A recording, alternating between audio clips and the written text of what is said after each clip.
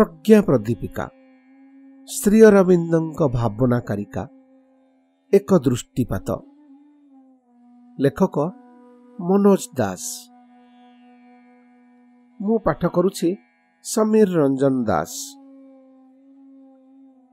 श्री अरविंद आंतर्जातिक शिक्षा केन्द्र आनुकूल्य सप्ताह 3 संध्यारे श्री मनोज दास आश्रमवासी और आगंतुक मानंक पई श्री अरविंदଙ୍କ एक ग्रंथ उपरे आलोकपात करिथांती।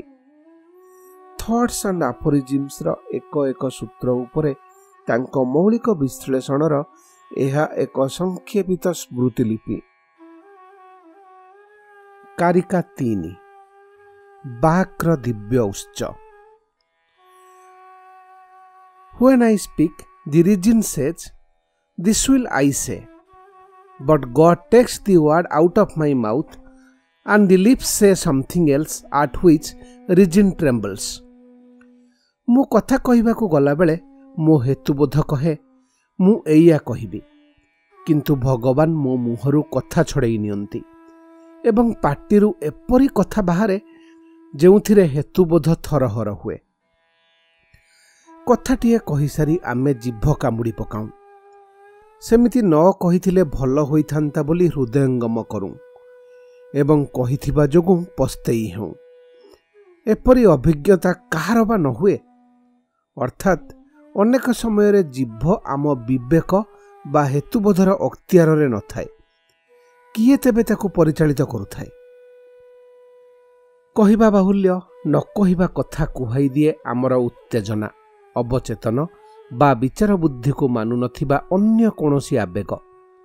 साधारण मनुष्यंक क्षेत्र रे एहा ही होइथाए।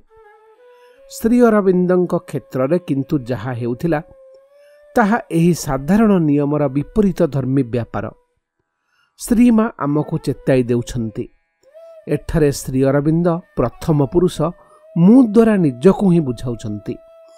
मनीषर प्रतिनिधित्व कला अर्थरे मु अभिव्यक्ति से व्यवहार करुनाहांती। श्री अरविंदଙ୍କ विचार शक्ति ओ हेतुबोध थिला असाधारण। तथापि तांको मुहरु स्फुरित भाषा आगरे से विचार शक्ति मलिन होई जाउथिला। तांको वक्तव्य एपरिकी हेतुबोध पाई मध्य एडे अप्रत्याशित थिला जे हेतुबोध ताहा सुनी हतचकित होई जाउथिला, थरी उठुथिला। जदि आवेग द्वारा परिचालित होई श्री अरविंद कथा कहु नथिले कि युक्तिबोध द्वारा भी नुहे, तेबे तांकु कथा कुहाउथिला किए? कुहाउथिला हेतुबोध, विचार शक्ति ए सबुठु बहु गुण अधिक शक्तिशाली दिव्य प्रेरणा। बहु उच्च स्तररु से प्रेरणा आसुथिला। श्रीमा पुणी कहउछंती, दिन आसीबो जेतेबेले सेही महत्तर प्रेरणा आजिर हेतुबोध भली आम चेतनार एक स्वाभाविक गुण बनिजिब। ताहाठू ऊर्ध्वतर चेतनार अभिव्यक्ति ताकु भी सेमिति अप्रत्याशित लागिब एवं से ताहा सुनी हतचकित हेब।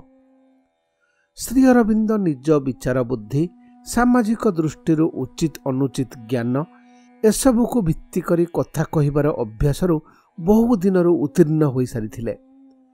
तांको जीवनर राजनैतिक पर्याय बरोदा और कलिकतारे मध्य से भाबी चिंती बा परिस्थिति विपद आपद को विचार को नहीं भाषण देउनथिले। से मन को संपूर्ण नीरव करी भाषण देबाकू ठिया हेउथिले। जहा से कहिबा विधि निर्दिष्ट ताहा बळे बळे तांको मुहरु निर्गत हेउथिला। तांको वाक्शक्तिर प्रभाव थिला अपूर्व। तांको कंठस्वर थिला गंभीर मधुर।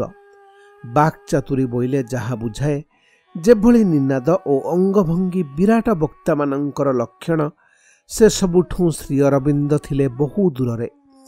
से भाषण देउथिले इंग्राजी रे, पुणी से इंग्राजीर उच्चारण इंग्रेज सुलभ। केते जण ताहा बुझुथिले कहि हेबो नाही।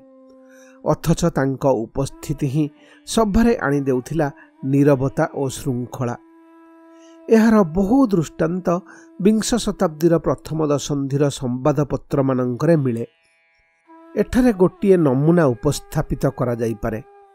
संवादटी प्रकाश पाइथिला इंग्लैंडर विख्यात दैनिक टाइम्स रे। यह 1909 मसीहार कथा। ଅଗଷ୍ଟ 7 ତାରିଖ ସଭାରେ 5000 ସରିକି ଶ୍ରୋତା ଉପସ୍ଥିତ ଥିଲେ, ଅଧାଅଧି ଯୁବକ।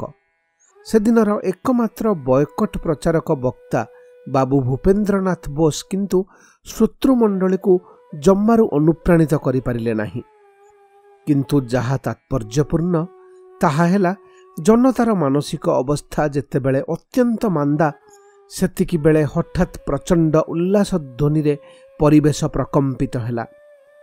କାରଣ ଟେବୁଲ ପାଖରେ ଶ୍ରୀ ଅରବିନ୍ଦ ଘୋଷ ଠିଆ ହୋଇଥିବାର ଜନତା ଦେଖି ପକାଇଲେ। ନିଃସନ୍ଦେହରେ ସେ ହୋଇଗଲେ ସେ ସଭାର ନାୟକ। ଶ୍ରୀ ଅରବିନ୍ଦ ଯାହା କହିଲେ ତାର ସଂକ୍ଷିପ୍ତ ସାର ଅବଶ୍ୟ ଟାଇମ୍ସ ପରିବେଷଣ କରିଛନ୍ତି। କିନ୍ତୁ ସେ ବିରାଟ ଜନତା କାହିଁକି ତାଙ୍କୁ ଦେଖିବା ମାତ୍ରେ ଅହେତୁକୀ ଭାବରେ ଉତ୍ଫୁଲ୍ଲ ହେଲେ? ତାଙ୍କ ଭାଷଣ ବୁଝନ୍ତୁ ନ ବୁଝନ୍ତୁ, କାହିଁକି ଏଡ଼େ ଏକାଗ୍ରତା ସହକାରେ ତାଙ୍କ ବକ୍ତବ୍ୟ ଶୁଣିଲେ ଯେ ସେ ହିଁ ହେଲେ ସେ ସଭାର ନାୟକ, ସେ କଥା ଟାଇମ୍ସର ସମ୍ବାଦଦାତା କହିପାରିନଥାନ୍ତେ। ତାଙ୍କ କଣ୍ଠସ୍ୱରରେ ରହିଥିଲା ଅସୀମତାର ସ୍ପର୍ଶ। ଜନତା ସେ କଥା ନ ବୁଝିଲେ ବି ତାହା ହିଁ ତାକୁ ମୁଗ୍ଧ କରିପାରୁଥିଲା। ଯାହା ଶ୍ରୀ ଅରବିନ୍ଦଙ୍କ କଥା ପ୍ରତି ପ୍ରଯୁଜ୍ୟ, ତାହା ମଧ୍ୟ ତାଙ୍କ ଲେଖା ପ୍ରତି ପ୍ରଯୁଜ୍ୟ। ମନେ ପଡ଼ୁଛି ଜଣେ ପରଲୋକଗତ ଆଶ୍ରମବାସୀଙ୍କ ସ୍ମୃତିଚାରଣ। ସେତେବେଳେ ସେ ଆମ ଦେଶର ଏକ ବଡ଼ ବିଶ୍ୱବିଦ୍ୟାଳୟର ଛାତ୍ର। ସେ ଟ୍ୟୁଟୋରିଆଲ କ୍ଲାସ୍ ଭିତରକୁ ପଶି ଆସିବା ବେଳକୁ ବିଶ୍ୱବିଦ୍ୟାଳୟର ବୋଧହୁଏ ଶେଷ ଇଂରେଜ ଅଧ୍ୟାପକ ଜଣକ କୌଣସି ଏକ ବହି ପଢ଼ିବାରେ ନିମଗ୍ନ ଥାନ୍ତି। କିଛି ସମୟ ପରେ ଅଧ୍ୟାପକ ମହୋଦୟ ଛାତ୍ରଛାତ୍ରୀମାନେ ନୀରବରେ ଆସି ତାଙ୍କ ଆଗରେ ଆସନ ଗ୍ରହଣ କରିସାରିଥିବା ବିଷୟରେ ସଚେତନ ହୋଇ ବହି ବନ୍ଦ କଲେ ଓ ଅଧ୍ୟାପନାରେ ମନୋନିବେଶ କଲେ। କ୍ଲାସ୍ ଶେଷ ହେବା ପରେ ଅଧ୍ୟାପକଙ୍କୁ ଅନୁସରଣ କଲେ ଉପରୋକ୍ତ ଛାତ୍ର ଏବଂ ସୁଯୋଗ ଦେଖି ପ୍ରଶ୍ନ କଲେ, ସାର୍, ଆପଣ ଏଡ଼େ ତନ୍ମୟ ଭାବରେ କି ବହି ପଢ଼ୁଥିଲେ? ଅଧ୍ୟାପକ ମହୋଦୟ ବହିଟି ଦେଖାଇ କହିଲେ, ସଦ୍ୟ ପ୍ରକାଶିତ ଏହି ବହିର ନାମ ଲାଇଫ୍ ଡିଭାଇନ୍। ପ୍ରଥମ ଖଣ୍ଡ ଆଜି ପାଇ ପଢ଼ୁଥିଲି। ବହିଟି ନିଜ ବ୍ୟାଗରେ ପୁରାଇବା ଅବସରରେ ସ୍ୱଗତୋକ୍ତି କଲାଭଳି କଣ୍ଠରେ ଅଧ୍ୟାପକ କହି ପକାଇଲେ, କୌଣସି ମଣିଷ ଏ ବହି ତ ଲେଖିପାରିନଥାନ୍ତା। No human being could have written this book. ଅଧ୍ୟାପକଙ୍କ ଏହିଭଳି ଅପ୍ରତ୍ୟାଶିତ ବିବୃତିରେ ସ୍ତବ୍ଧ ଛାତ୍ରଟି ସେହି ସନ୍ଧ୍ୟାରେ ଅନ୍ୟ ଏକ ସ୍ଥାନରୁ ବହିଟି ସଂଗ୍ରହ କଲେ ଓ ବଦଳିଗଲା ତାଙ୍କ ଚେତନାର ଧାରା।